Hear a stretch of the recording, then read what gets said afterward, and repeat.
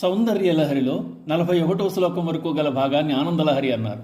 ఆనందలహరి అందు శ్రీ విద్య గురించి, అమ్మవారి స్వరూపమైన శ్రీచక్రం గురించి చెప్తూ అందలి అధిష్టాన మూర్తులను ధ్యానం చేయవలసిన విధమును వివరించారు శంకరాచార్యులు వారు. 42వ శ్లోకం నుండి అమ్మవారి రూపవర్ణన ఆమె శిరమును ధరించిన కిరీటం నుండి ప్రారంభమవుతోంది. గతై మాణిక్యత్వం గగనమణిభిస్సాంద్రఘటితం కిరీటం తే హైమం హిమగిరిసుతే కీర్తయతి యః సనీడే యచ్ఛాయాచ్ఛురణపటలం చంద్రశకలం ధనుస్సౌనాసీరం కిమితి ననివధ్నాతి దిషణాం. హిమగిరిసుతే పార్వతి, ద్వాదశాదిత్యుల చేత కూర్చబడి సువర్ణముతో నిర్మింపబడిన నీ కిరీటమును మాణిక్యత్వమును పొందినట్లు ఏ సాధకుడు స్తుతిస్తున్నాడో అతడు ఆ కిరీటంలో చెక్కబడిన రత్నముల యొక్క కాంతులు ప్రసరించడం చేత చిత్ర విచిత్ర వర్ణములు ఇంతున్న చంద్రరేఖను చూచి ధ్యానించి అది ఇంద్రధనుస్సు అని భావన చేస్తాడు. ఈ శ్లోకం నుండి అమ్మవారి స్థూల రూప వర్ణన. అది జగత్తును ధరించడానికి అమ్మ ధరించిన దివ్యమంగళ విగ్రహం.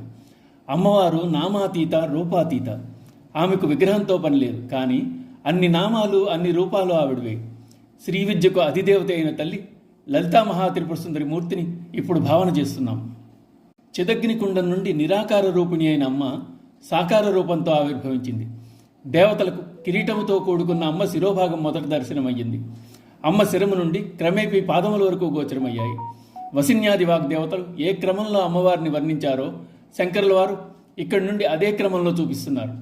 చిదగ్నికుండ సంభూత దేవ కార్య సముజ్జత. ద్వాదశాదిత్య రూపములు అమ్మవారి కిరీటంలో పొదగబడినట్టు గోచరించాయి. ద్వాదశాదిత్యులను కిరీటమును ధారణ చేసిన అమ్మ తన విశ్వవ్యాపకత్వాన్ని తెలియజేస్తోంది. భువనాలన్నింటినీ వెలిగింపజేసే సూర్యుని ఆదిత్య శక్తులన్నీ అమ్మవారి కిరీటం నుండి ప్రకాశాలు వెదజల్లుతున్నాయి. అమ్మ హైమవతి. ఆమె కిరీటం బంగారంతో చేసింది.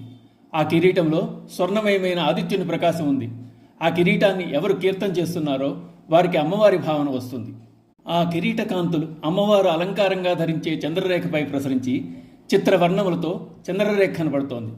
అమ్మవారు ధరించిన చంద్రఖండం ఆమె పాపెట బొట్టుగా అలరారింది. అలా కాంతులని పడుతున్న చంద్రకళ్ళు ధ్యానం చేసిన వారికి అది ఇంద్రధనువుగా కనబడుతోంది. చంద్రుడు జల లక్షణం, సూర్యుడు అగ్ని లక్షణం. రెండూ కలిసి అమ్మ కిరీటం దగ్గర కనిపిస్తోంది. అగ్ని సోమాత్మకం జగత్. శిరస్థిత వా చంద్రనిభా ఫాలస్తేంద్రధను ప్రభ. ఫాలభాగం పైన ఉన్న చంద్రలేఖ ఇంద్రధనువులే దృష్టికి గోచరమవుతోంది. అమ్మవారి ప్రతి అవయవానికి ఒక మంత్రం ఉంది. అలాగే కిరీటానికి ఒక మంత్రం ఉంది. శ్రీహేమ కిరీటాయ సహస్రాదిత్య తేజసే అని అమ్మ కిరీటాన్ని భావించాలని ధ్యానించాలని చెప్తున్నారు. శ్రీ మాత్రే నమః.